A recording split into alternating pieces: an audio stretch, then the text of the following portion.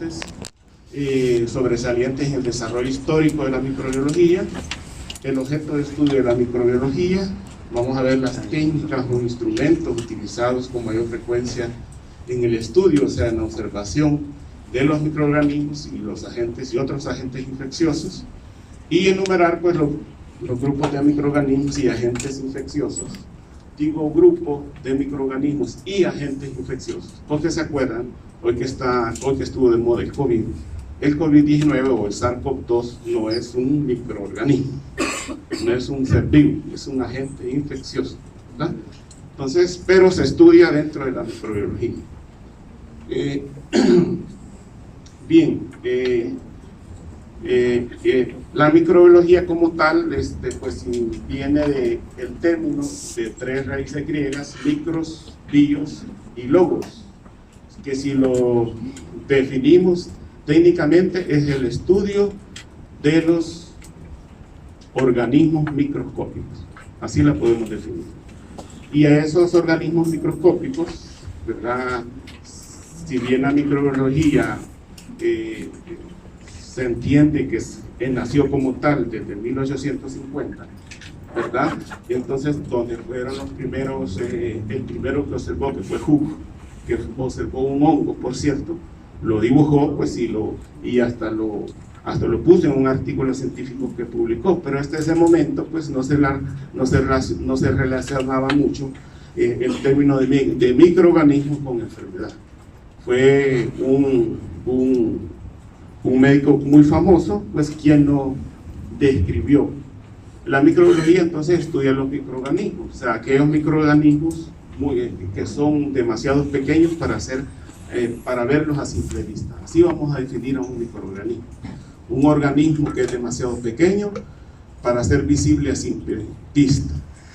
Entonces, ¿por qué nosotros vamos a estudiar a las solitarias, que miden 10 metros o 12 metros? Entonces no es un microorganismo. Sí es, porque sus estadios, o sea, sus otras formas que tiene, como lo van a ver en su momento, son microscópicas, ¿verdad? Claro, vemos el gusanote, ¿verdad? Pero no se vea con los ojos los huevos que produce ese gusano, que es el que a veces tanto el cerdo como el humano puede ingerir, y esos son microscópicos. Entonces ahí, por eso se incluyen todos estos gusanos dentro de la microbiología. Entonces acá incluimos a las bacterias, a los hongos, a los virus como agentes infecciosos, ya les dije eso, a los parásitos, ¿verdad? Y dentro de los parásitos están los protozoarios, si se acuerdan de biología, ¿verdad? Y los metazoarios, ¿verdad? Dentro de esos dos grandes grupos. Ya los vamos a ver más adelante esta parte. Y por último los virus, que acuérdense ustedes que no son microorganismos como tales, ya que necesitan de otra célula para vivir, ¿verdad? La mayoría de ellos, como las bacterias, los hongos, y los protozoarios, son organismos simples, están formados por una sola célula, ¿verdad? Son unicelulares, ¿verdad? Y a excepción de los parásitos, que sí hay una parte de los metazoarios, que son los gusanos, que son ya gusanos grandes. Yo no sé si han visto ustedes la lombriz intestinal, bueno, o una solitaria, son gusanos grandes de unos 20 centímetros y las solitarias de unos 10 o 12 metros, ¿verdad? Son grandes. Pero, y obviamente ya en ellos ya hay desarrollados algunos sistemas o tejidos, lo cual no ocurre con las bacterias y los hongos y los protozoarios. En los metazoarios ya hay células musculares, hay sistema digestivo, hay sistema nervioso. Entonces esos son más complejos, a diferencia de las bacterias y los hongos. Y por eso, pues, ese paréntesis que le puse, carencia de tejido, quiere decir que no todos lo tienen, ¿verdad? Y específicamente lo tienen los metazoarios, que se encuentran dentro del grupo de los parásitos.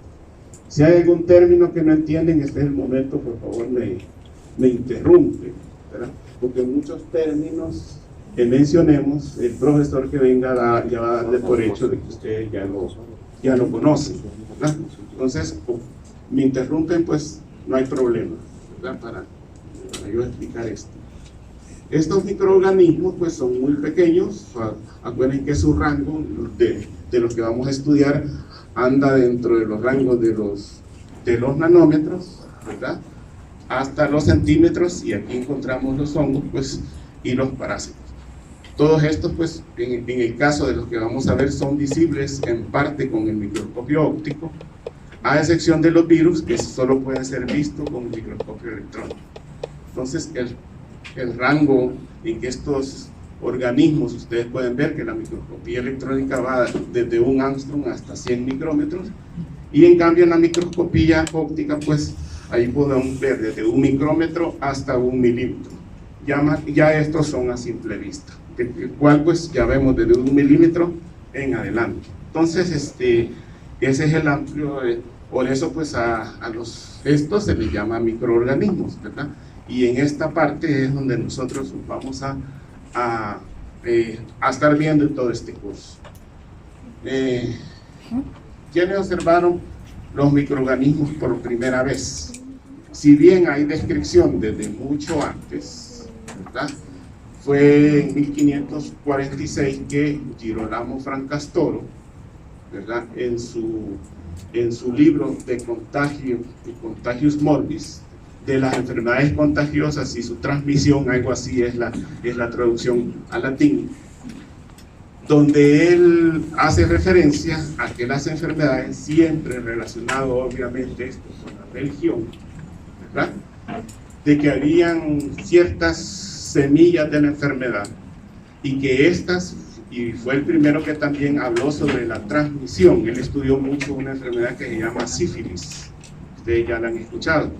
Entonces habló mucho sobre el contacto directo de una persona hacia otra, ¿verdad?, para que se transmitiera la sífilis, y hablaba de que la agente causal de esa eran unas semillas de la enfermedad que se pasaba de una persona a otra persona, ¿verdad? Entonces él dio la primera idea de que algo había ahí, ¿verdad?, en la cual pues se podía transmitir de una persona a otra persona para que le pasara la enfermedad. Y obviamente pues siempre relacionándolo con lo sobrenatural. Ya vamos a ver que eso nos afectó mucho, y de los años 1546 hasta por los 1850 fue ese pensamiento. Ya vamos a ver lo que la gente pensaba de cómo se originaron los microorganismos. Si bien este investigador en 1667 vio por primera vez los microorganismos, esta persona, Girolamo Francastoro, solo lo asumió, ¿verdad? Acuérdense que eran médicos filósofos, acuérdense que antes los médicos eran filósofos también, ¿verdad? Y debatían mucho sobre el origen de la vida y cómo pues las enfermedades en este caso se producían. Robert Koch, si ustedes, cuando llevaron biología, les han de haber dicho que pues el primero que describió y utilizó el término de célula. Quizás es el principal, él asumió, pero nunca vio pues a los microorganismos.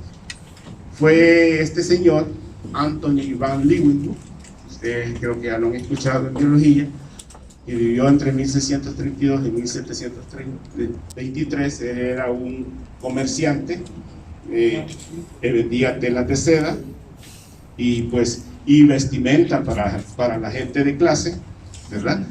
O sea, era un comerciante y él tenía un hobby que era pulir lentes.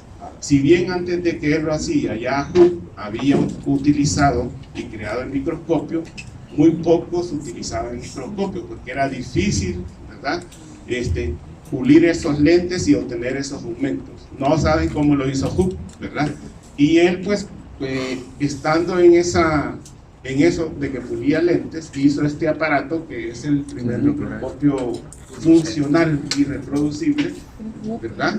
Y él pues, en el cual, si ustedes ven, es una platina en el cual tiene un hueco a donde tiene un lente, y a través de ese lente él colocaba la muestra acá en este extremo, ¿verdad? Y acá pues él se lo ponía así en el ojo, y a través de eso miraba las estructuras que él quería ver. Él lo primero que hizo fue ver una gota de agua, ¿verdad?, estancada, y vio los microorganismos, ¿verdad? Luego de eso, pues comenzó a haber otras estructuras.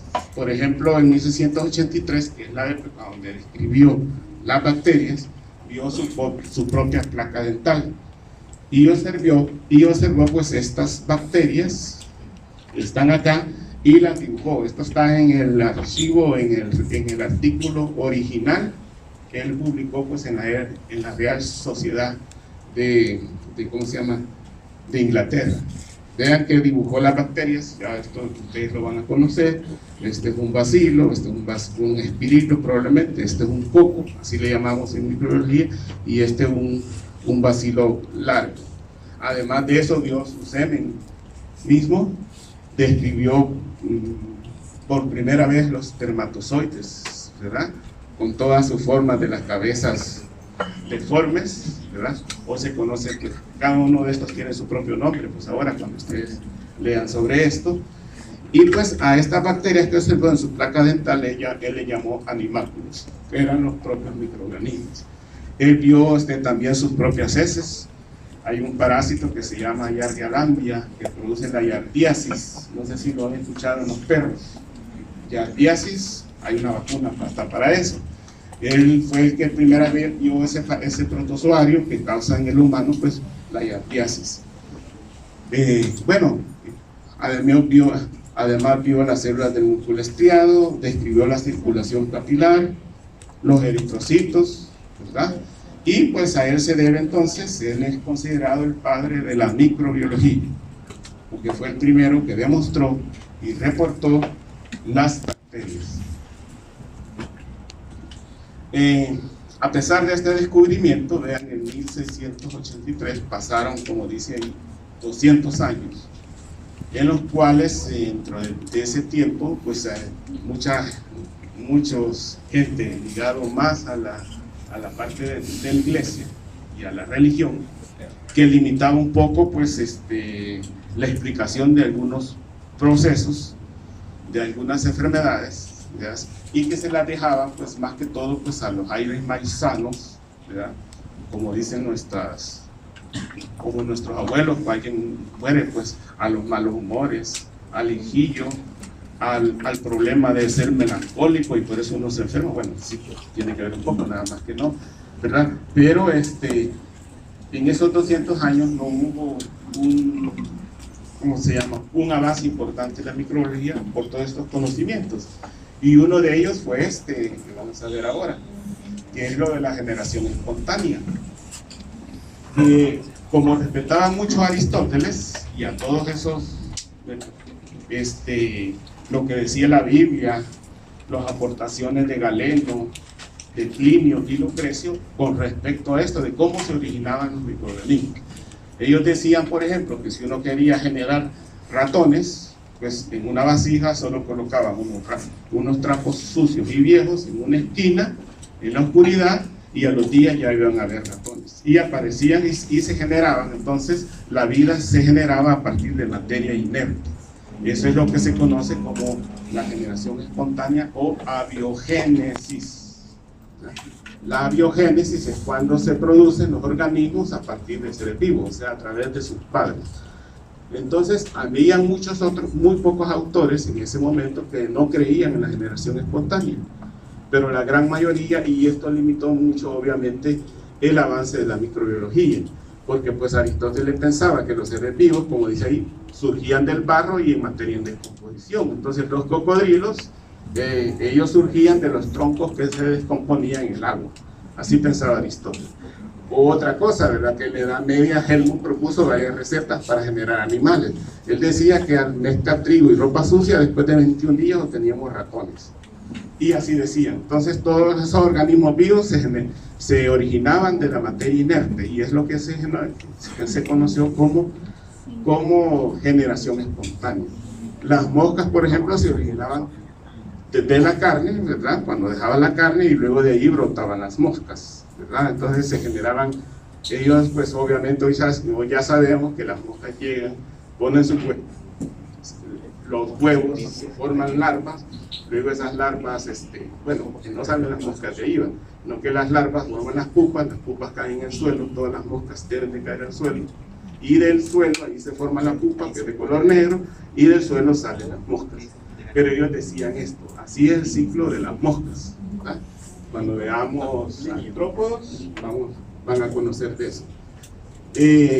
Pero fue Redi, vean que en 1668, porque fue uno de los opositores a lo fuerte a la generación espontánea, ¿verdad? En la que él hizo un experimento donde puso un frasco en carne, el cual uno lo tapó y otro lo dejó destapado, ¿verdad? Eso lo dejó ahí pues expuesto pues, al medio ambiente, y observó que en el que había dejado tapado no se formaban moscas ni larvas, si solo en el que había destapado. Entonces él decía que entonces rechazaba esa idea, ¿verdad? De que los organismos se generaban de la materia inerte. Fue uno de los primeros que se opuso a eso. Y hubieron otros investigadores, yo les voy a dar un material para que lean todo esto, ¿verdad? Donde igual Needham hizo un experimento muy parecido, ¿verdad? En los cuales utilizó unos frascos, pero calentó el tubo de esos frascos, ¿verdad? Para hacer un experimento algo parecido al que hizo Redi. Pero Spallanzani, que era un defensor de la generación espontánea, decía que como el aire se calentaba y el aire era y ya caliente, el aire perdía las capacidades de vida para la sustancia que estaba dentro. Entonces por eso pues a Needham no le había crecido, porque él había alterado el aire, ¿verdad? Y por eso no había vida en esos, no eran pensamientos bien así, un poco empíricos y no tanto, ¿cómo se llama?, demostrables. Pero Louis Pasteur le vino a dar el toque en la nuca a todos estos abiogénicos, a todos los que querían generación espontánea. ¿Qué hizo él? Bueno, Louis Pasteur es el padre de la bacteriología. Él es el que trabajó mucho con lo que se conoce ahora como medios de cultivo, ¿verdad? Que son soluciones adecuadas, pues, a los cuales les agregamos los nutrientes necesarios y sales para que crezcan los microorganismos. Él utilizó pues estos frascos en el cual él ponía una solución rica en nutrientes, ¿verdad? Y luego pues curvaba estos frascos con calor, los hervía, ¿verdad? Y luego pues una vez que se ha enfriado, él los mantenía en el medio ambiente y no se le contaminaba. O sea, no crecían microorganismos. ¿Por qué?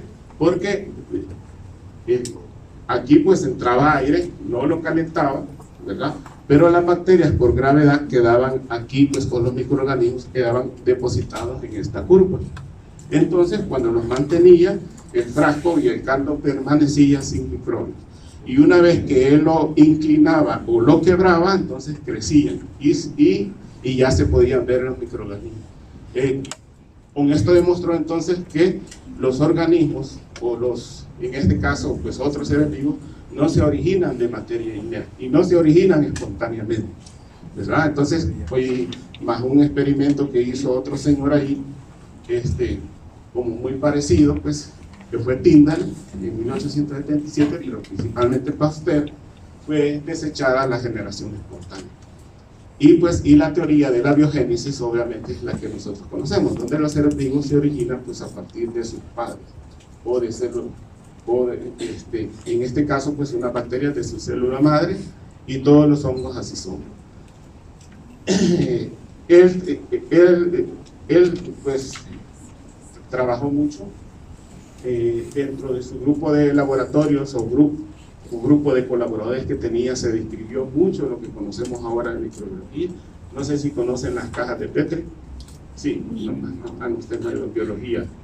Laboratorios no hicieron de biología, ¿no? Las cajas de Petri son unas cosas de vidrio que van a utilizar mucho, pero no las dieron en bachillerato, no, hicieron en línea también. Sí,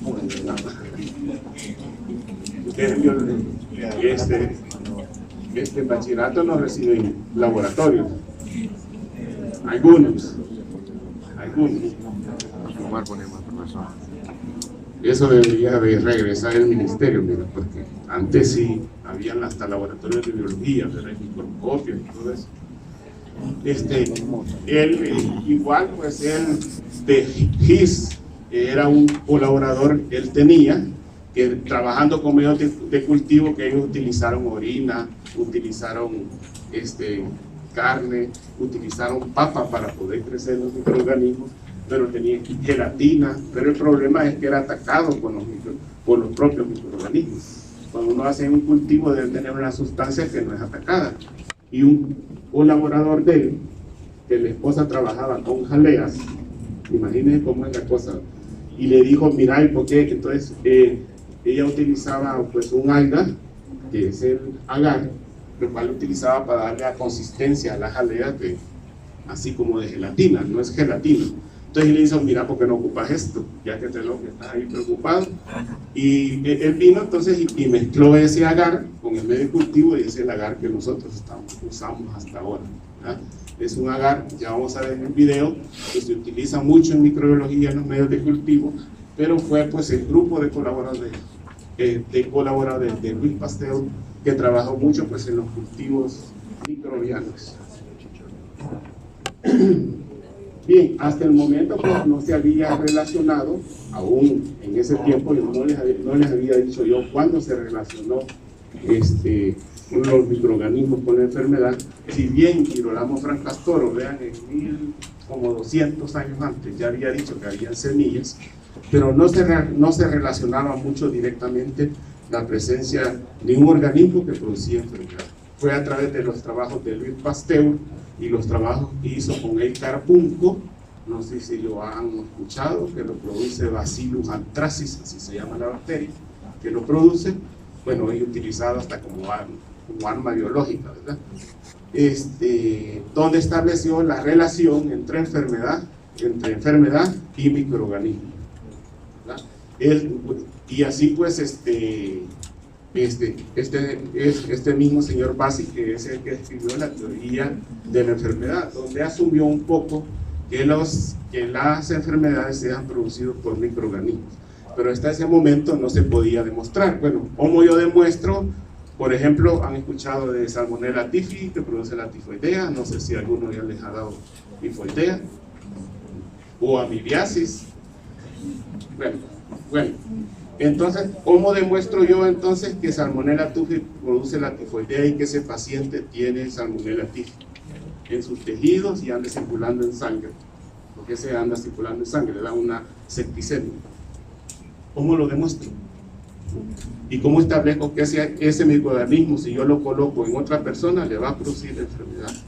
Ese proceso lo estableció Pasteur, y es lo que se conoce como, Koch, aquí estaba hablando del Koch, donde pues él de esa manera, identificó muchos microorganismos, el agente del carbunco, el de la tuberculosis y el del cólera.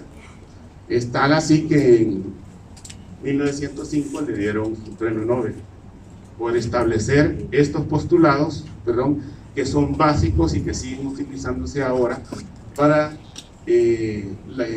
identificar un agente causal de una enfermedad.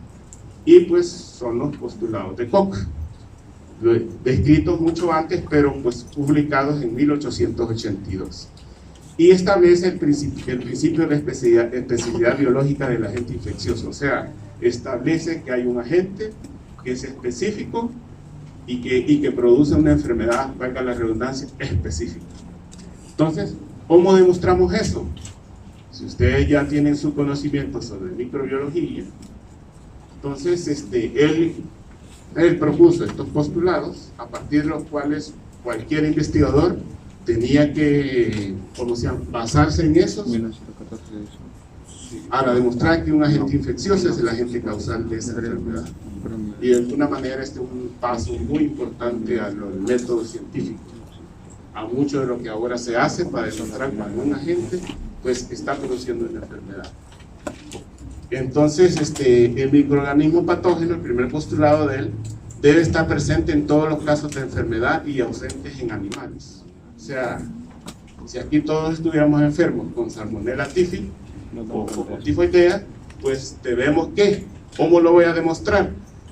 Y bueno, voy a hacer una microscopía, voy a hacer una tinción y voy a buscar ese microorganismo.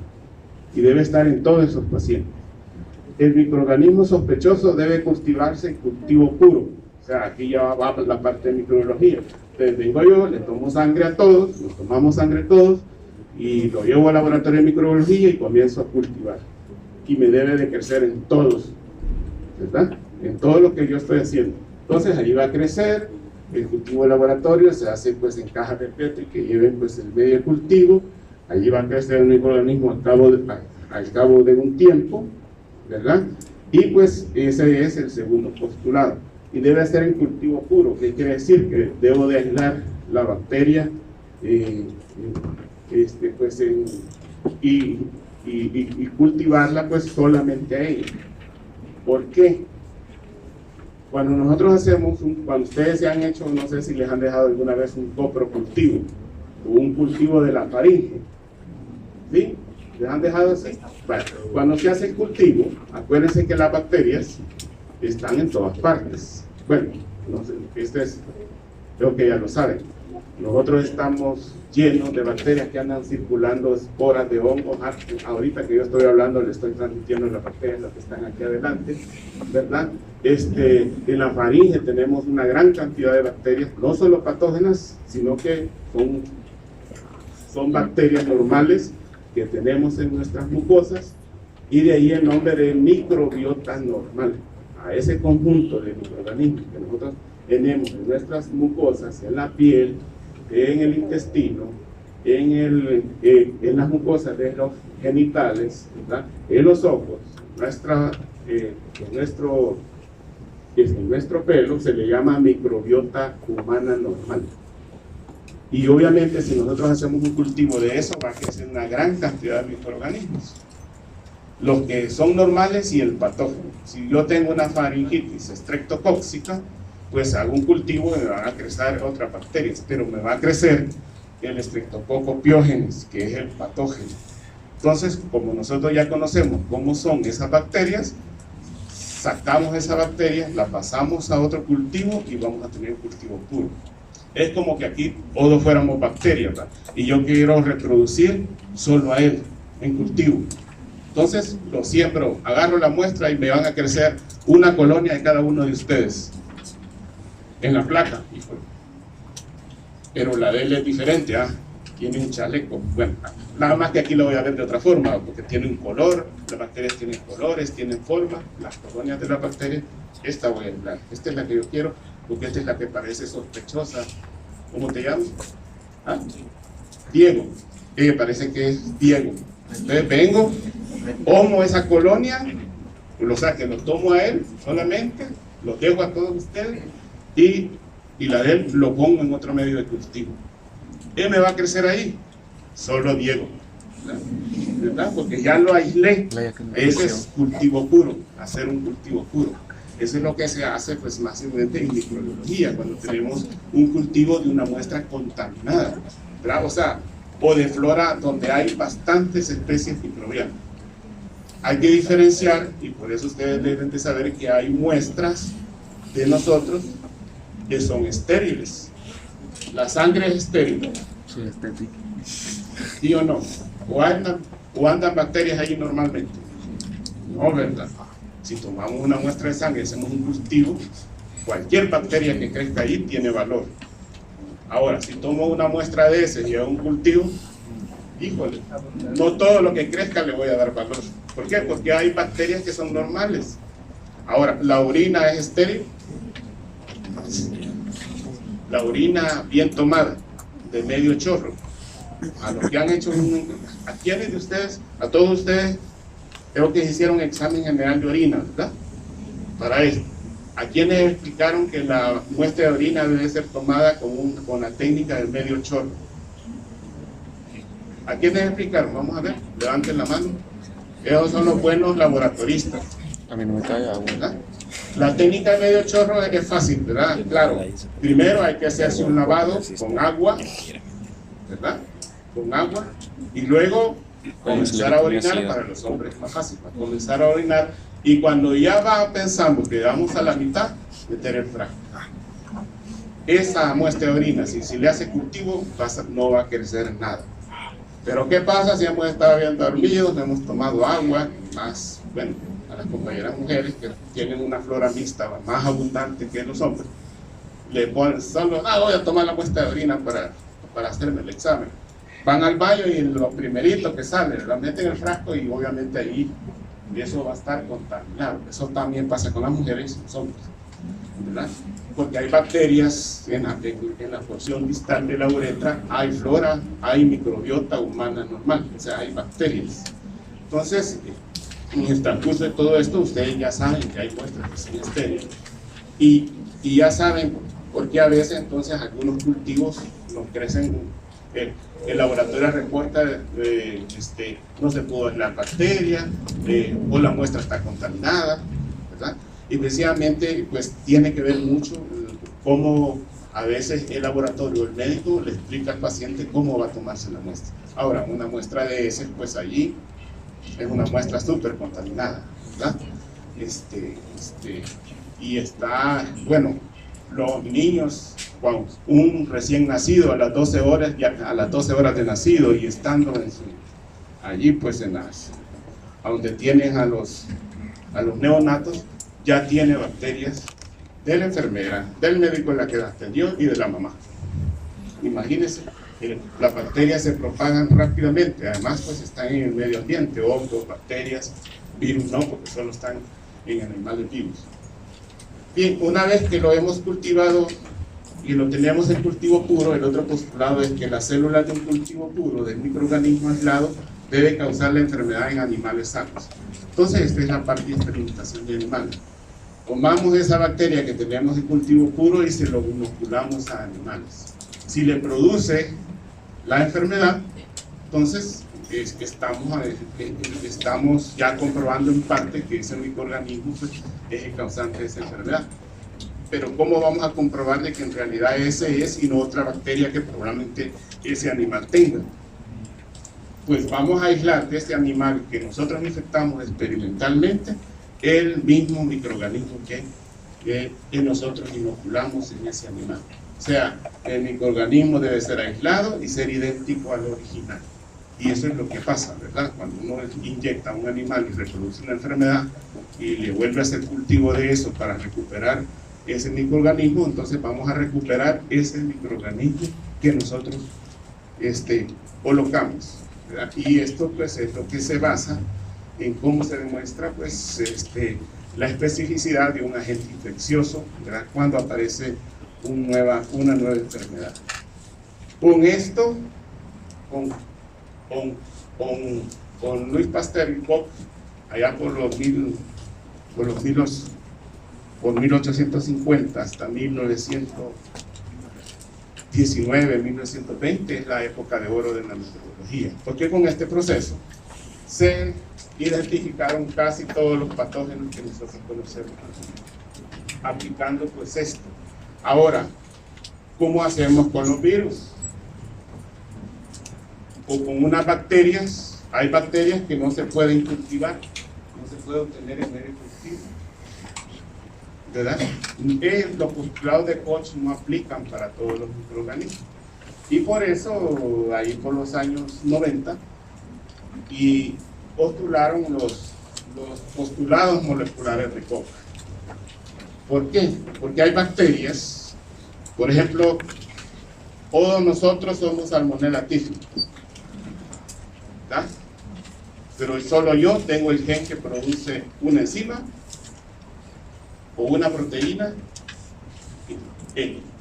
es un factor de virulencia de todos nosotros, pero solo yo la tengo. O sea, entonces yo soy una cepa patógena, porque tengo ese gen en ADN que codifica para esa enzima que destruye los tejidos. Solo por decir eso, ustedes van a ver que los factores de virulencia que tienen los microorganismos es una gran cantidad. Entonces, no me funcionan los postulados de Koch, porque voy a comenzar a cultivar, pero no voy a identificar en general ese factor que tiene esa bacteria que le hace producir enfermedad.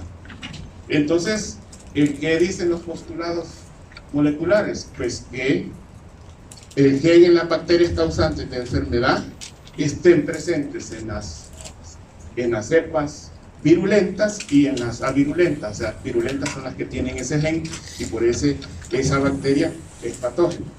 Y las avirulentas son los que no tienen ese gen porque no producen esa enzima que es el factor de virulencia principal de esa bacteria. Entonces, esto sí se puede demostrar con biología molecular. Si yo elimino ese gen, si me eliminan a mí ese gen, apenas que este es por ingeniería genética, si eliminan ese gen de mi genoma, ya no voy a producir nada, todos quedamos igual. Ahora, entonces, eso es lo que dice acá. Ahora, si yo tomo ese gen y se lo coloco a Diego, entonces él se va a volver virulento, ¿verdad? Entonces, vean que aquí ya no estoy cultivando, y eso se puede hacer con los virus y con aquellas bacterias que no se pueden cultivar, ¿verdad? Y pues hay otros. La bacteria entonces expresa el gel en animales o humanos infectados. Cuando yo entonces ya tomo pues a esa bacteria que he manipulado y si le inyecto pues en animales, ya le va a producir la enfermedad. Y estos son los principales 4. Posteriormente se agregó, por ejemplo, que los anticuerpos frente a productos del gen son protectores. Eso significa que si ese gen obviamente va a inducir una respuesta inmune, lo vamos a ver en inmunidad, que al final va a llegar a la producción de anticuerpos. ¿Ya han escuchado eso? Creo que con COVID-19 creo que lo escucharon bastante.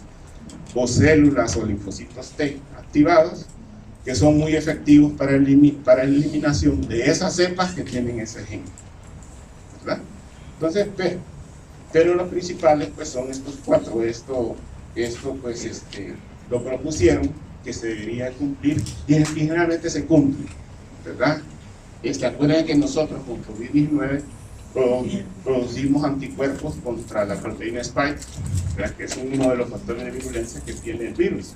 Entonces, igual como para otras proteínas, cuando nosotros nos infectamos con una bacteria, nuestro organismo deshace a esa bacteria, la hace pedacitos, lo van a ver en inmunología, y cada pedacito que hace, pues probablemente alguno sea un factor de virulencia, y contra ese factor de virulencia se van a generar pues células específicas que van a inducir la producción de anticuerpos contra cada pedacito, y algunos pues son muy antigénicos. Algunas sustancias producen activan mucho a la inmunidad y por lo tanto vamos a tener una gran cantidad de anticuerpos. Ya vamos a entender esta parte cuando veamos inmunología.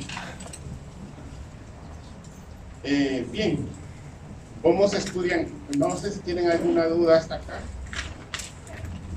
Vamos bien, yo creo que el licenciado me dijo 2 horas, pero yo creo que con 1 hora y media es suficiente. ¿Alguna pregunta? ¿Alguna duda? Sí, dime. Dime.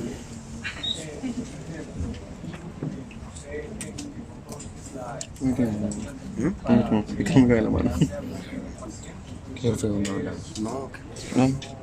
Cerote me dijo. No, que sí, pero Sofi cerote me dijo. Vale, ¿qué les digo? Hablemos de streptococcus. Él tiene una proteína, hay unas proteínas que tienen su superficie enzimas, la hialuronidasa, que es capaz de degradar ácido hialurónico. ¿Saben dónde está el ácido hialurónico?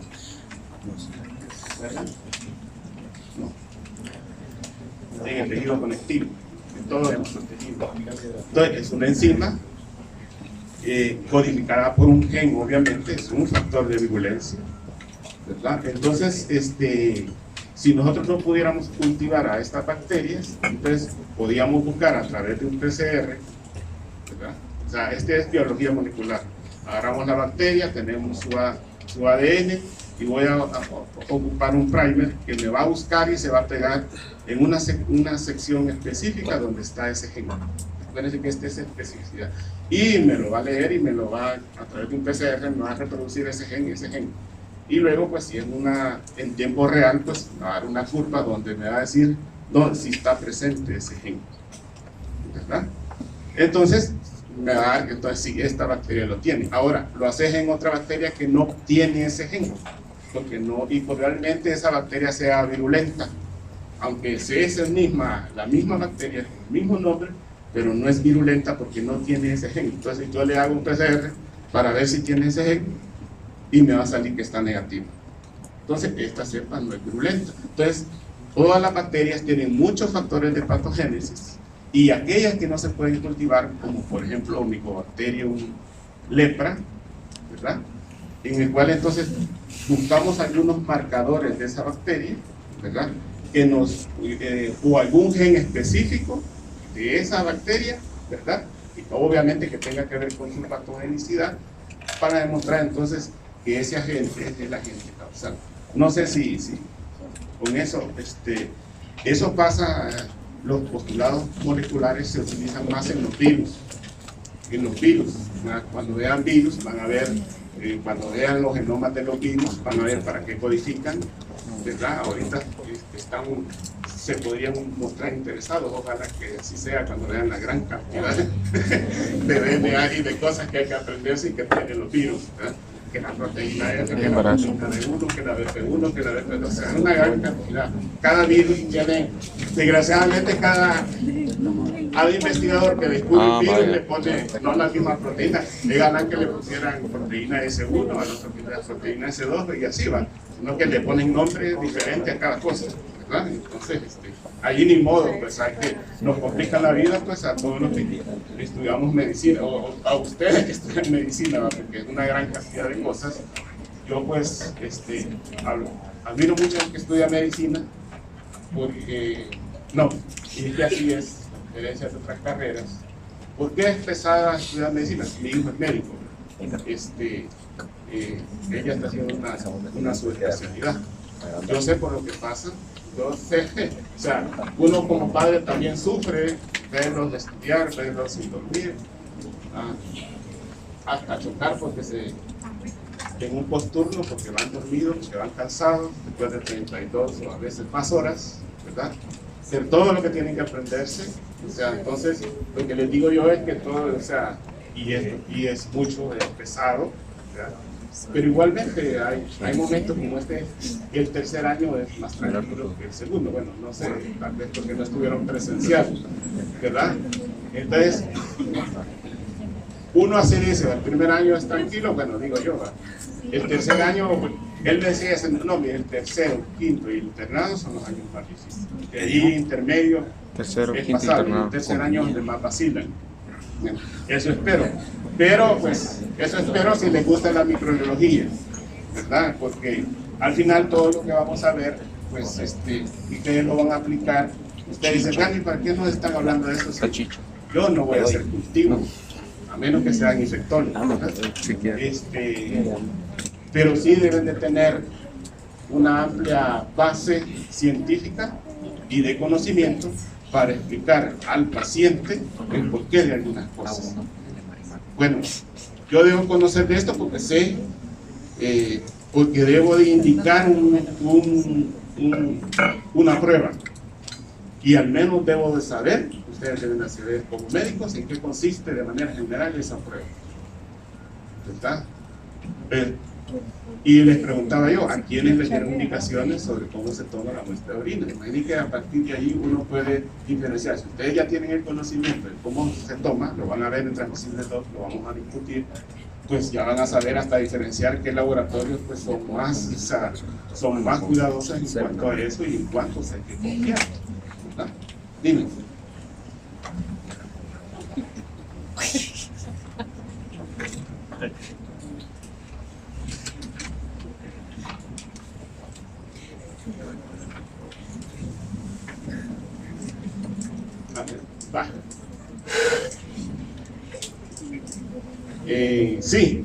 Sí. Él me pregunta de cómo se diferencia una cepa virulenta y avirulenta si esto se aplica para el BPH. Sí, hay cepas de BPH que son virulentas y en virtud a esa propiedad que tienen también dentro de ese número de cepas, porque hay una gran cantidad, hay unas que solo te van a producir infecciones en el sistema genital, en virtud a ciertas enzimas que tienen, y pues obviamente la inflamación permanente pues, te puede llevar a un cáncer, en el caso del PTH, pero hay otras cepas que no.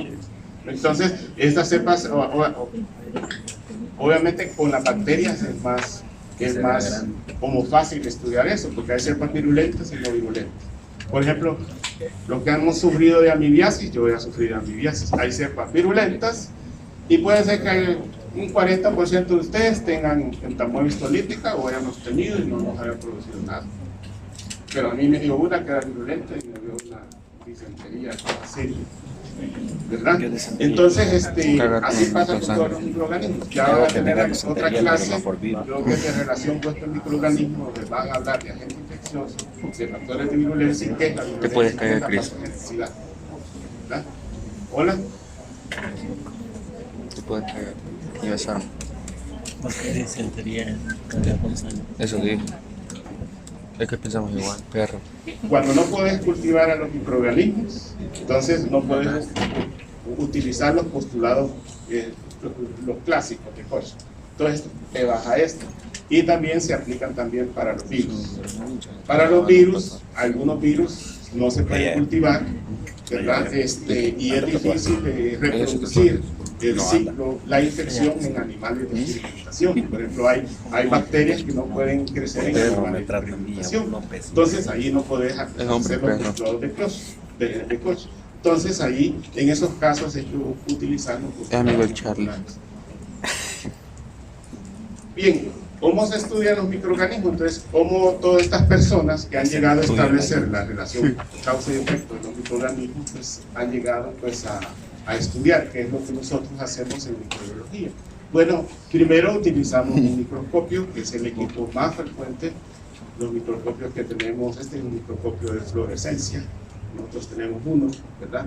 Pero los que van a ver ustedes son un poco más, aunque son microscopios compuestos, pues son muy buenos, ¿verdad? Y los microscopios obviamente nos ayudan a la detección e identificación de los agentes. En la detección, porque solo nos va a decir, bueno, aquí está un microorganismo, porque no se puede identificar la especie, pero pues en el caso de los parásitos, en el caso de las amebas, de los nematodos o los metazoarios, ahí sí podemos identificar los parásitos. Y de Yo ya sabía. el laboratorista les va a decir, si usted tiene Yardia quistes de Yardia lambda, ¿verdad? Pero no puedo identificar una bacteria, solo puedo ver la forma. Para identificar a la bacteria se hacen otros procesos químicos. Y hay varios tipos de microscopios. El que conocemos más frecuente es el microscopio de luz, que es el que vamos a utilizar nosotros, donde su principal limitación pues, es el poder de resolución. Y eso es por la longitud de onda pues, que utilizamos. Generalmente la fuente de luz es una fuente de luz halógena, pero pues el poder de resolución de ellos es muy bajo y no podemos ver estructuras no menos de una micra. Abajo de eso es difícil observarlo. Entonces, las bacterias miden por ahí, por 1 a 2 micras.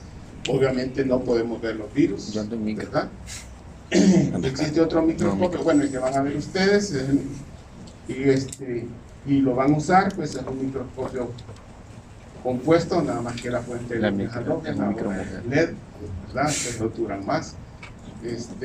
Y pues esperemos que los cuidemos, obviamente requiere todos los cuidados que en su momento les van a decir. Los microscopios que tenemos ya tienen su tiempo, ya tienen más de 10 años, ¿verdad? O sea, algunos funcionan bien, otros no. Pero pues para los objetivos que lo vamos a ocupar nos sirve. El microscopio de campo oscuro tiene más poder de resolución, ¿verdad? Pero aquí pues este microscopio sirve únicamente para reflejar y observar las estructuras.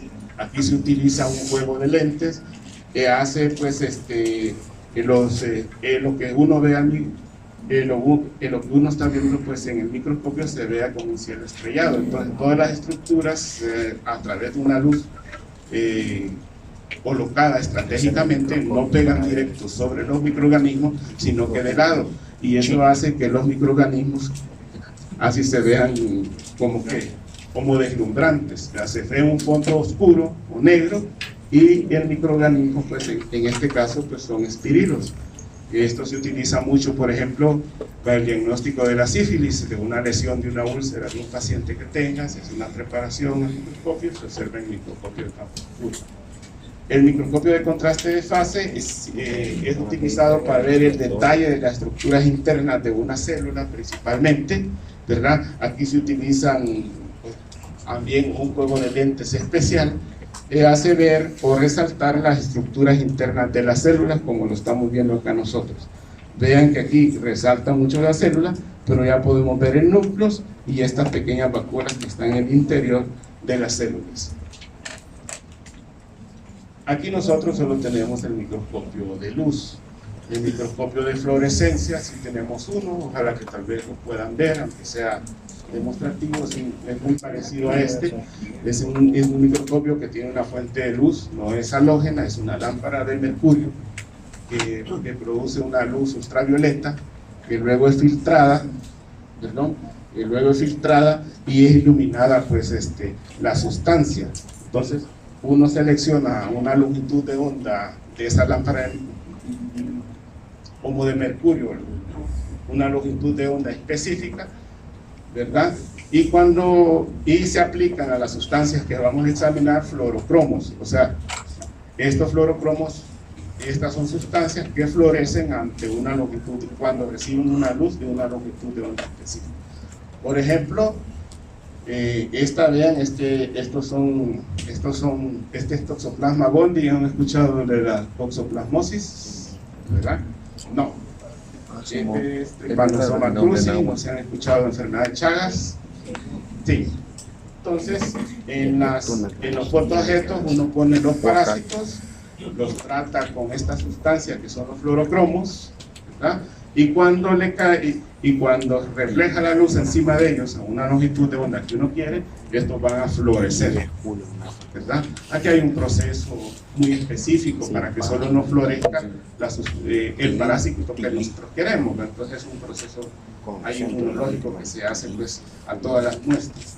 Y luego pues obviamente tenemos el microscopio electrónico, pues un microscopio bastante caro, en el cual pues ya nos permite observar los virus y los detalles internos como organelos de la célula. Entonces hay dos tipos. Acuérdense aquí, la fuente de luz es un haz de electrones, no es una fuente de luz halógena, ni de LED, nada de eso, ni de lámpara de mercurio.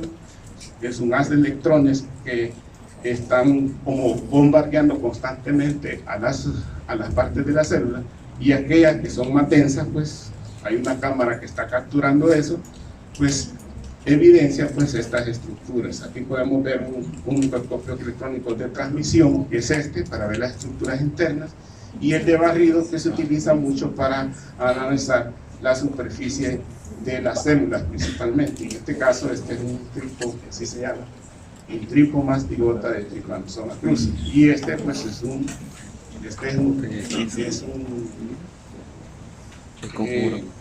toxoplasma, es un taquizoíto, así se llama. Ya van a aprender más de esos nombres más adelante, esto no importa. Es la estructura de un parásito que es de Toxoplasma gondii, donde vemos su núcleo. Estos solo tienen una mitocondria, que es toda esa, no, creo que no la ven, comienza desde acá, desde acá, y esto que se llama acá, se llama un cono apical, que utiliza el parásito para introducirlo en la célula huésped. Entonces, ven entonces que así se estudian todos los detalles de los microorganismos.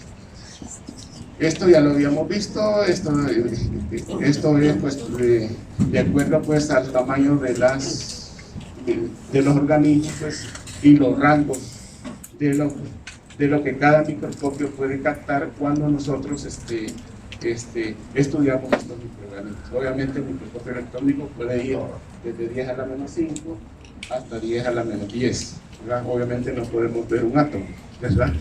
Para esto ya son otros aparatos que utilizan los físicos para observar estas estructuras. Se los dejo. Entonces ya vimos el microscopio. Entonces, ¿cómo vamos a ver? Por ejemplo, tenemos esa uña. Espero que nadie tenga esa uña ahí, así como esa. Es producido por un hongo que se llama Trichophilum rubrum, ¿verdad? Ficophyton rubrum, que es en las uñas, y en los pliegues y todo eso se llama Epidermophyton floccosum. Esos son nombres de hongos que luego ustedes se van a aprender, ¿verdad? Entonces, si nosotros queremos hacer un examen de esto, pues los hongos están en ese material queratinizado, entonces lo podemos hacer a través de varios exámenes que hacemos en el laboratorio de microbiología. Uno de ellos es el examen directo.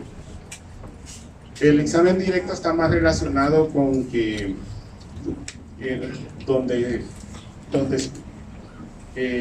yo voy a tomar una porción de una muestra, lo voy a poner en un fotoobjeto y luego lo voy a ver en un microscopio. Un examen directo, lo estoy haciendo directamente de la muestra. Y eso lo puedo hacer, un examen directo al fresco, lo van a escuchar ustedes en los libros, o también a los profesores. Examen directo al fresco, ¿qué quiere decir? Que voy a tomar la muestra, lo coloco en la laminilla, le pongo una solución ahí y lo voy a ver al microscopio. Un examen directo al fresco, estoy viendo la muestra tal como es. ¿Verdad? No sé si, digamos, al ver lo único que le puedo poner es una gota de solución salina fisiológica, isotónica, para que no me altere nada pues al microorganismo, ¿verdad? Pero pues eso lo puedo hacer a partir de una porción de una uña, a partir de las heces o a partir de una secreción vaginal, a un examen directo al fresco. Cuando existe la tricomoniasis, que se toma pues el exudado vaginal, uno toma un hisopo ahí, la secreción vaginal, pues la única forma en cómo se puede hacer diagnóstico, si esa paciente tiene tricomonas vaginales, es haciendo un examen directo al fresco. ¿Y qué se hace? Solo se toma entonces esa secreción vaginal, se coloca en una lámina portaobjetos, se le coloca una laminilla y se va a ver al microscopio. Es una preparación examen directo al fresco. Diferente cuando vemos también las uñas. ¿Por qué? Porque las uñas son un material queratinizado muy duro y ahí podemos utilizar soluciones, ¿verdad?, que nos eligieran esa queratina y puedan liberar las estructuras de los hongos que nosotros queremos ver. Entonces ese examen directo a veces se hace con soluciones como KOH, ¿verdad?, que es hidróxido de potasio, digiere la queratina y libera las estructuras de los hongos que nosotros queremos ver. Recuerden que la queratina de las uñas es bastante gruesa. Aún si hacemos un raspado de piel, no sé si alguien ha tenido pityriasis versicolor, una mancha blanca, más de algunos de ustedes ha de tener, es más común en los jóvenes, que no pican, una mancha como de color blanca, que es en la espalda principalmente, en el tórax. Uno hace un raspado, con una cinta adhesiva la pega fuerte, y eso ya uno lo pega en un portaobjeto y ya lo puede ver al microscopio, para buscar las estructuras de los hongos. Entonces es un examen directo al fresco. Igual podemos utilizar solución salina fisiológica, que es el que se hace cuando se hace el examen general de heces, ¿verdad? Uno toma las heces, una porción de las heces, la disuelve en una gota de solución salina fisiológica, ¿verdad?, y lo ve le pone una laminilla y lo ve al microscopio. Estoy haciendo un examen directo al fresco. Entonces, no he aplicado nada aquí, ningún método adicional. Es importante que en el examen directo al fresco, porque es importante, porque ahí podemos ver a los organismos tales como son. Si hay algún protozoario vivo, lo vamos a ver moviéndose. O sea, una ameba que tenga ese paciente, vamos a ver que la ameba se ande moviendo. O si tiene larvas de estrongiloides estercorales, que es un nematodo, que son como gusanitos, y en el directo al fresco vamos a ver una gran cantidad de gusanitos ahí que se estén moviendo. Entonces, para eso es útil este examen directo al fresco, porque además de ver las estructuras tales como son, nos permite observar alguna forma de los microorganismos vivos y moviéndose. Creo que tenía un video por acá, ¿no? Sí. Vamos a ver si me lo aplica. Espero que haya internet, sí. Esta es una secreción vaginal. Esta es una secreción vaginal, un examen directo al fresco. Esto es una tricomonas vaginales. Todos estos son leucocitos y células epiteliales. Vean que no se ve color, nada, se ve, hay como hay como al fresco, como dicen, hay como es. Entonces ahí se ven muchos requisitos de tener una infección de vías urinarias también, porque hay una celda aquí tubular, que es redonda, ¿verdad? Ya no, creo que solo al principio, aquí se ven, lo que pasa es que están como escondidas las tricomonas, ven bacterias, ¿verdad? Las células epiteliales que son estas, así que son todas asimétricas. Vamos a ver si se enfoca otra tricomona vaginal. No, creo que solo al principio. O sea, aquí hay una que se está moviendo, la venta. Entonces ¿qué se?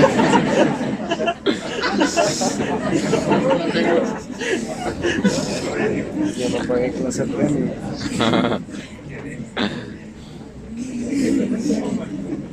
Pero qué rico, Sí, estaba bien, pero mejor que la Bien. Cuando no es posible verlas, vean que las bacterias ahí solo se mueven, nada, lo único que vemos es movimiento. Con los parásitos se pueden identificar los parásitos, pero en las bacterias no solo mover, no podemos decir, esta es una salmonella típica. No, ¿verdad? Para eso entonces utilizamos, antes de identificarlo definitivamente, las tinciones, ¿verdad? En las tinciones pues utilizamos algunas sustancias que tienen unos componentes que llaman cromóforos, y estos radicales cromóforos se adhieren a la superficie de algunas células, de acuerdo a su composición. Entonces, así tenemos algunos tipos de tinciones, como las simples, donde solo utilizamos un solo colorante, y las tinciones diferenciales. En las tinciones simples, entonces, solo nos da información, lo van a ver en el laboratorio, sobre el tamaño, la forma y la agrupación. Y un ejemplo que tenemos de esto, pues, es el azul de metileno. El azul de metileno, como su nombre lo dice, las bacterias van a tomar el color azul. Y aquí vemos un frontis de bacterias, así se le llama, ya van a ver luego en su laboratorio que es un frontis, donde cada circulito de estos que vemos acá es una bacteria y se ha teñido de color azul. Entonces lo único que nos dice es la forma, que es esférica, ¿verdad? Pues el tamaño y cómo está agrupado. Entonces, y las diferenciales, aquí sí utilizamos una serie de colorantes, y en virtud a la capacidad o a la composición de esa bacteria, estas bacterias se colorean de forma diferente. Así, por ejemplo, tenemos la tinción de Gram, una tinción muy importante que ustedes van a conocer de aquí en adelante y que no se les debe olvidar. Y es una tinción que nos agrupa a los microorganismos en Gram negativos y Gram positivos. Los Gram positivos son los que se colorean de este color como moradito, y los Gram negativos son los que colorean de este color rosado. ¿Y por qué es importante? Porque previamente ustedes van a ir conociendo, cuando vean en farmacología, van a hacer todos los antibióticos que son útiles para los Gram negativos, ustedes ya deben de saber. Entonces, ¿qué significa eso? Que tenemos que saber de cada bacteria que vamos a ver si es Gram negativo o Gram positivo, ¿verdad? Entonces, hay otras tinciones, por ejemplo, diferenciales, como la tinción de ácido resistencia, que nos es específica, por ejemplo, para la bacteria que produce la tuberculosis, que es Mycobacterium tuberculosis, ¿verdad? Y hay otras tinciones, como la E15, que se utiliza para colorear los parásitos de la sangre. Entonces, esto lo vamos a ver en todo el transcurso del curso. Vamos a ver, antes de hacer estas tinciones, hay un proceso que se llama, en el laboratorio, que se llama fijación. Esto ustedes lo van a hacer. Hay que fijar esas láminas al portaobjeto. Vamos a ver, vamos a adelantarlo, yo porque ya lo dejé por aquí, para que ustedes escuchen. Fijados firmemente al 3. A continuación, hay que esperar a que la dilución esté completamente seca. Proceso que debe estar. Bien, ¿cómo ponemos bacterias? Para otra vez. ¿Cómo hacemos una tinción? Eso se hace en portaobjetos, eso lo van a ver en el laboratorio. y obviamente hay que colocar las bacterias que vamos a tener en esa portaobjeto. Esas bacterias, ya vamos a ver los cultivos, generalmente tienen un aspecto como de leche cortada, como crema, y por lo tanto a veces son partículas bien duras y hay que disolverlas en el portaobjeto antes de colorearla, porque si no solo vamos a ver una masa a la hora que veamos al microscopio. Entonces hay que tener una solución en la que hay que disolver las bacterias que vamos a teñir, ¿verdad? Para que tengamos un proceso, digamos, para que las podamos ver bien a la hora que vamos a ver el microscopio. Y obviamente el proceso de tinción significa que le vamos a agregar colorante u otras soluciones, ¿verdad? Y lo que queremos es que cuando se esté coloreando no se vaya a lavar, o sea, que no vayamos a arrastrar todas las bacterias que pusimos en ese portaobjeto. Y para eso se utiliza la fijación. Yo creo que es lo que mencionaba antes. Los dos procesos de fijación, hay dos formas de cómo hacerlo: por calor y la fijación química, donde ya se utilizan algunas sustancias químicas. La más frecuente es por calor. ¿Qué significa? Que si tenemos un portaobjeto, le colocamos la bacteria y luego lo pasamos por calor, en este caso por el mechero. Entonces lo que van a ver ustedes en este video es cómo se hace un frotis y luego cómo se va coloreando pues, el proceso. Así que pongámosle atención a lo que dice. Hace examinar directamente con un microscopio óptico.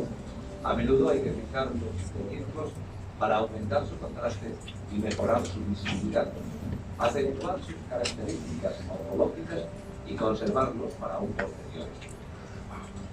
1. Marcar con un rotulador cada portaobjeto a fin de identificar la tinción. Marcar con el lado opuesto a la preparación para evitar que las letras se borren durante la tinción. 2. La primera etapa en el proceso de tinción es la extensión de la muestra, que debe tener aproximadamente 1 centímetro. Ahí lo que estaban viendo cuando vieron acá esta placa de cultivo, tal vez vamos a mencionar ya los nombres de los que van a utilizar. Esto que ven acá, la primera etapa en el proceso de tinción esa es un asa, de la muestra, que debe tener esa que está ahí aproximadamente. Es un asa bacteriológica, así se llama. Es un aparatito con el cual nosotros utilizamos, es un asa de alambre de platino con el cual se toman las bacterias y se toman del cultivo, como vieron en la placa de cultivo, y ahí las está colocando encima de un portaobjeto. En el portaobjeto ya ha colocado esta persona una gota de solución salina, fisiológica estéril. Y no contener nunca un exceso de masa bacteriana. 3.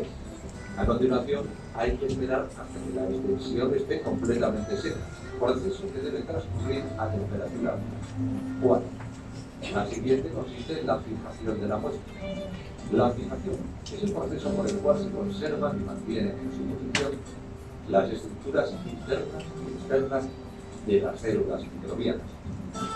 También sirve para inactivar enzimas que podrían alterar la morfología celular y para endurecer las estructuras celulares, de manera que no cambien durante la tinción ni la observación. Tras el proceso de fijación, el microorganismo queda pegado o adherido, fijado firmemente al portaobjeto. La forma más habitual de fijación es mediante calor. 5. Las preparaciones se fijan pasando el portaobjeto por el lado opuesto a la preparación, por encima de la llama del mechero. Son suficientes 2 o 3 pasos rápidos. Para evitar quemaduras, se pueden utilizar las pinzas. 6. Una vez fijada, se coloca la preparación en las paralelas sobre el cristalizador y se van añadiendo los colorantes aquí voy a dejar esto. en el orden adecuado y durante el tiempo necesario. Les voy a dejar aquí porque el otro video es de la tinción. Lo que iba a hacer luego, pues él es hacer el proceso de tinción, que puede ser una tinción simple o la tinción de grano. Les voy a mostrar un video, todo esto se lo voy a dejar en la presentación para que lo vuelvan a revisar y vamos a ver en qué consiste la tinción de grano. Es un proceso Recuerden que todo esto tiene una introducción.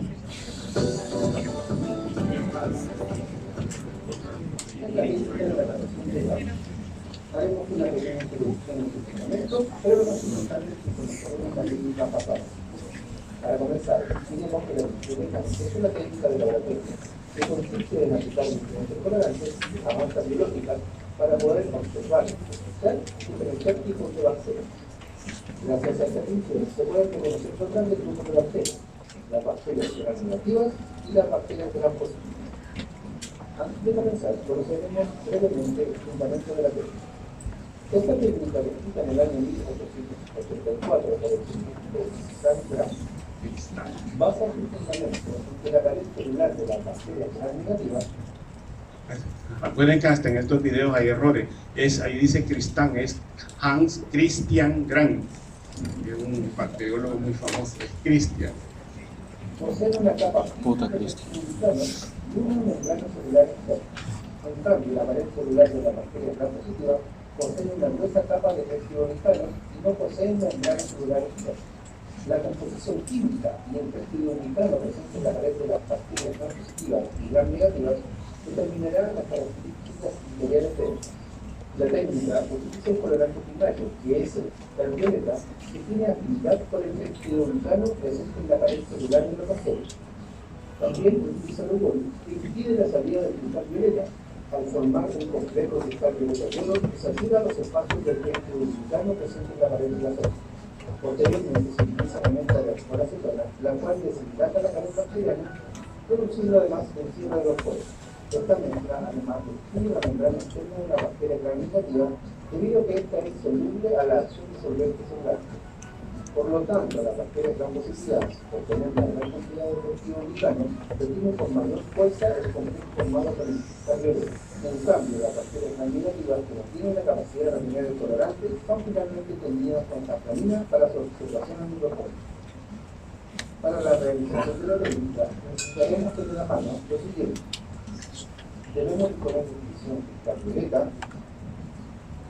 debemos disponer de vigor para gram, debemos tener la mezcla de acetona, safranina y además un dispensador de agua destilada. Cabe mencionar que todos estos insumos se adquieren comercialmente listos para ello. También debemos disponer de objetos, aceite desechable, ligero, en este caso con azalicálicas, o estéril, solución estéril y además los elementos de protección personal. Antes de ver la técnica, debemos prevención de gas exactamente utilizada en la laboratorio de la sección de microbiología. La adicción se puede realizar directamente desde el campo biológico, ya sea proteínas, soluciones respiratorias o líquidos estériles. Para ello, como se muestra en el video, debemos utilizar una dosis estéril para disponer sobre nuestro parquero la mezcla en la cual le realizaremos la adicción. También podemos hacer la admisión desde el dispositivo microbiológico. Para esto debemos seleccionar desde la placa la colonia a la cual necesitamos realizar una admisión.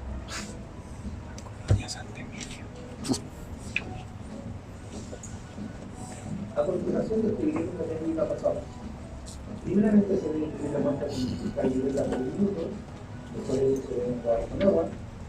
Segundo paso es incluir la muestra de vigor por minuto. Terminado el tiempo volvemos a mezclar con agua, procedemos a decolorar con las cuales fueron 15 a 30 segundos, enjuagamos nuevamente y cubrimos la muestra con safranina por un minuto. Finalmente debemos enjuagar y dejar secar para su posterior operación antibiótica. Ahora tenemos el proceso. Por lo general, los laboratorios disponen los reactivos en un orden adecuado para evitar confusión. Primeramente, debemos dejar la muestra en el lugar destinado para ello.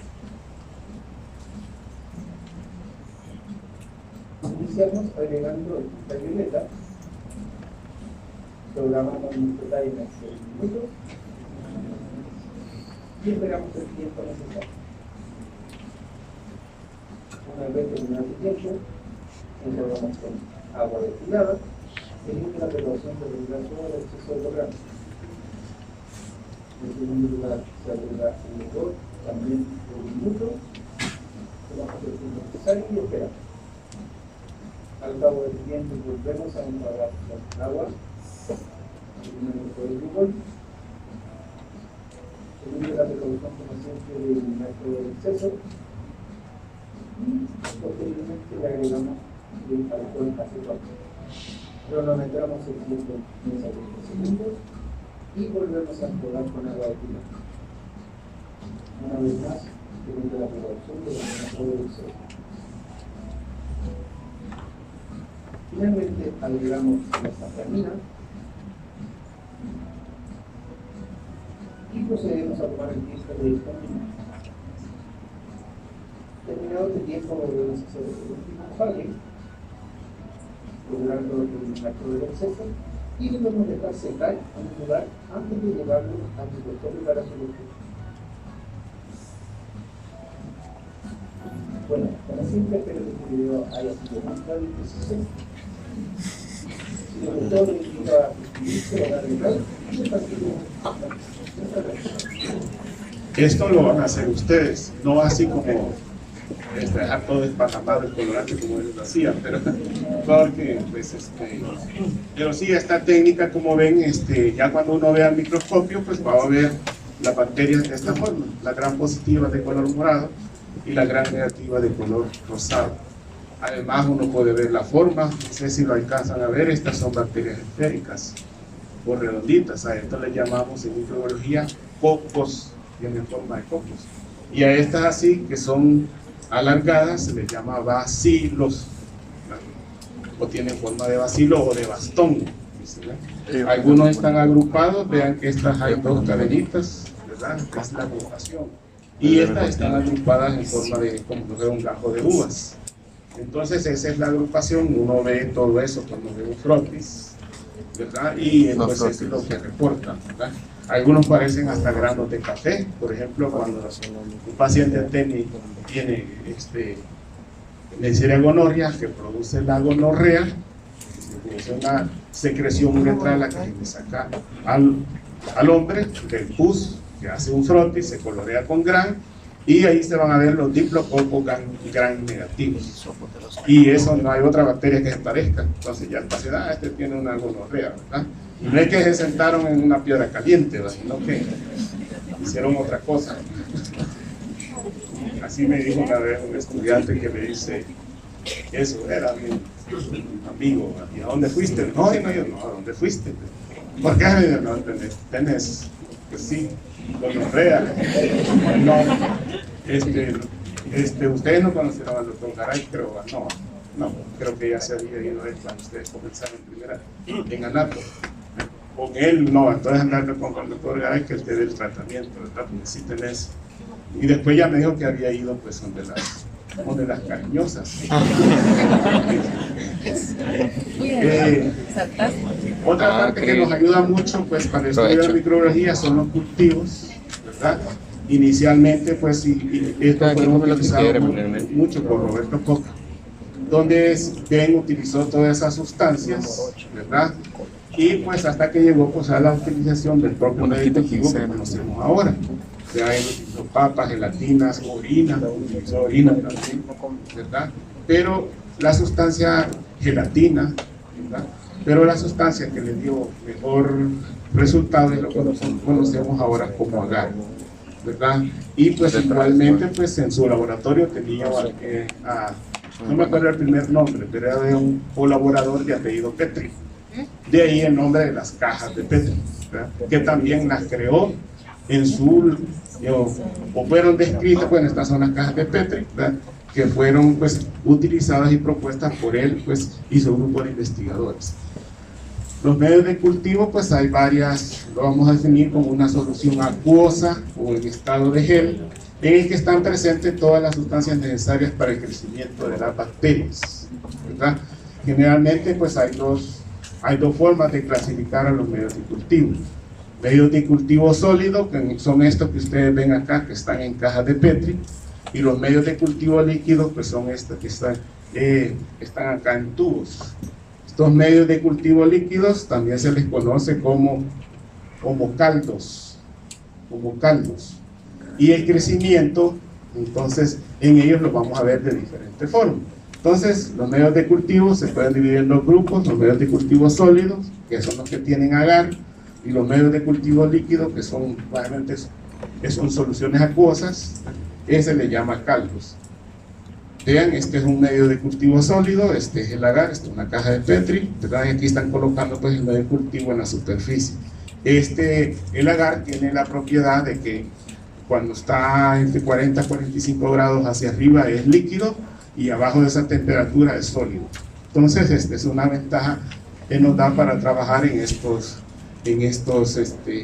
aquí les voy a dejar esto para que vean este video, ¿verdad?, que habla sobre los medios de cultivo. Aquí pueden ver cómo observamos el crecimiento en los medios de cultivo. Este es un medio de cultivo líquido o caldo, este es un medio que no tiene bacterias, y este es uno que ya tiene crecimiento bacteriano. Entonces aquí el crecimiento bacteriano se ve por turbidez. Como está turbio, entonces decimos, entonces aquí hay crecimiento bacteriano. Ahora en los medios sólidos o en las placas de agar se utilizan pues las placas de agar. Esta es un asa bacteriológica en las cuales uno hace pequeñas como rayas sobre la superficie del agar. Es como que estuvieran como rayando la gelatina, ¿verdad? Aquí, cuando lo hagan ustedes probablemente van a romper, porque es la primera vez, todos lo hacemos, el agar, porque es como gelatina, ¿verdad? Pero luego uno va tomando la experiencia. Entonces uno coloca las bacterias acá porque hay que hacer una distribución homogénea, de manera que al cabo de unas 24 horas, todos estos medios de cultivo necesitan un tiempo, una temperatura de incubación y un tiempo y una atmósfera, o sea, necesitan 35 más o menos 1 grado centígrado, o sea, ¿verdad?, y un tiempo de 18 a 24 horas y en presencia de oxígeno para que puedan cultivarse y crecer las bacterias. Eso lo van a ver en el laboratorio. Entonces en los medios líquidos se ve por turbidez el crecimiento de bacterias, y en los medios sólidos se ve por la formación de colonias. Esta es una colonia bacteriana, aquí hay otra. ¿Y por qué nos han crecido así como separadas? Porque cuando uno está colocando las bacterias, aquí quedó una bacteria, aquí quedó otra, aquí quedó otra, aquí quedó otra. El tiempo de duplicación de las bacterias es de minutos a horas. Y al cabo de 18 horas se han reproducido tanto que ya lo podemos ver a simple vista. Estas colonias pueden tener diferentes formas. Cuando hagan cultivo del medio ambiente, hagan cultivo de su piel, hagan cultivo ¿cómo se llama?, del cerumen de su oído, porque lo van a hacer, hay una práctica que se hace eso. Entonces les van a crecer una gran cantidad de colonias aquí, ¿verdad? Entonces, obviamente este es un cultivo puro. ¿Por qué? Todas las colonias son iguales. Entonces, si hubiera un cultivo mixto, ahí viéramos otro tipo de colonias. Entonces, ya si uno quiere estudiar esto, entonces yo tomo una colonia de estas, hago un frotis, lo coloreo con gran y veo si es gran negativo o gran positivo. Eso es lo que se hace en el laboratorio. Hay otros medios de cultivos. En los medios de cultivos sólidos hay medios de cultivos enriquecidos, como este que tiene sangre. Este tiene sangre humana o sangre de conejo. Hay otros medios de cultivo que son selectivos, como este, que solo nos crece un tipo de bacteria que nosotros queremos. Por ejemplo, aquí solo nos crecen gram negativas. Si ponemos una bacteria gram positiva en este medio de cultivo, no va a crecer. Entonces, por eso es un medio selectivo, ¿verdad? En el medio enriquecido, allí nos crecen todos. En el medio selectivo, por de ahí su nombre, selecciona un tipo de bacteria específico. En este caso, gram negativas. Hay otros medios de cultivo que son selectivos y diferenciales. ¿Por qué? Nos seleccionan un tipo de bacteria, pero dentro de ese grupo de bacterias nos diferencia una característica fisiológica. Por ejemplo, estas son bacilos gram negativos, que están acá, pero el medio de cultivo tiene lactosa. Entonces hay bacterias que fermentan la lactosa y otras no. Entonces es un medio selectivo. ¿Por qué? Porque solo nos crecen gram negativos.